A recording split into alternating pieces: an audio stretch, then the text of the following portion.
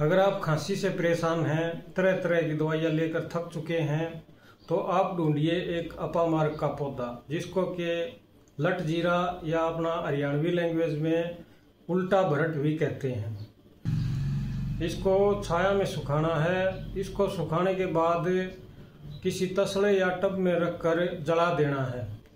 इसको जलाना तब तक है जब तक कि इसमें कोयला दिखे। इसकी सफ़ेद राख नहीं होनी चाहिए। सफ़ेद राख होने से पहले इसको किसी दूसरे बर्तन से ढक दीजिए। उसके बाद इसको ठंडा होने दें। ठंडा होने के बाद इसको पीस लें।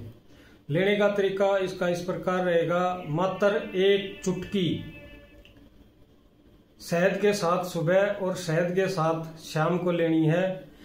गर्भवती महिलाएं और 5 साल से नीचे के बच्चे को इसको ना दें। धन्यवाद।